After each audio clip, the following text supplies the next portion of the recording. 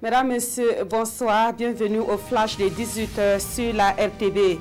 Un véhicule de la société minière Semafo, escorté par une équipe de la compagnie républicaine de sécurité de Dédougou, a été l'objet d'une attaque par des individus armés. On déplore 2 civils décédés et 4 blessés dans le rang du personnel de la Semafo. Du côté de l'équipe de la CRS, un policier a été grièvement blessé par balle.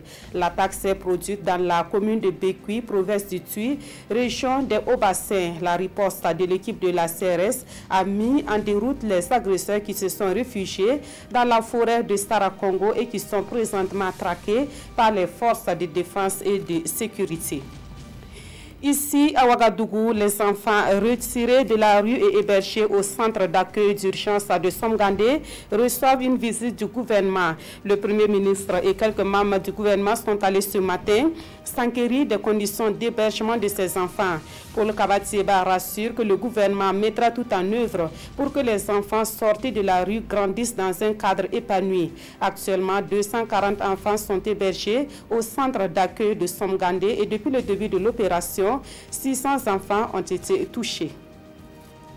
Dans la Boko Dimoun, les autorités des espaces transfrontaliers du Burkina Faso et du Mali se sont rencontrées le 16 août dernier à Dédougou, une rencontre consacrée à la validation des espaces et textes de coopération transfrontalière entre les deux pays. Cette coopération va se manifester à travers le programme de gestion intégrée des espaces transfrontaliers. C'est un programme piloté par la coopération allemande et financé par l'Union européenne et ses partenaires.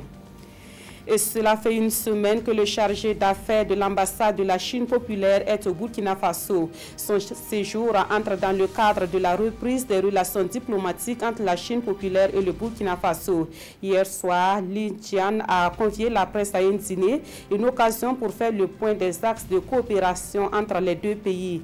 Les échanges avec la presse sont aussi portés sur le forum sino-africain prévu en septembre prochain à Beijing. Au Mali, l'opposition conteste les résultats du second tour de la présidentielle. Selon les partisans de l'opposant Soumaïla Cissé, la victoire annoncée d'Ibrahim Boubacar Keïta ne reflète pas la vérité des urnes. Des centaines de partisans de Soumaïla Cissé, en moto, en voiture ou à pied, ont traversé la capitale du Mali hier pour protester contre les résultats du second tour de cette élection. L'opposition annonce qu'elle va passer par tous les moyens démocratiques, y compris la justice, pour contester les résultats. Le sud de l'Aisne est touché par des graves inondations. Ces inondations survenues dans l'état du Kerala ont fait 164 morts, selon un nouveau bilan annoncé ce vendredi par le chef du gouvernement local. Des opérations sont en cours pour venir en aide à des milliers de personnes prises au piège par les pluies torrentielles. Et selon les services de la météorologie nationale, les précipitations ont été 37 fois supérieures à la normale et d'autres pluies diluviennes sont encore annoncées. Voilà qui met fin à ce flash. Merci de l'avoir suivi. Je vous retrouve à 20h pour le développement de tous ces titres.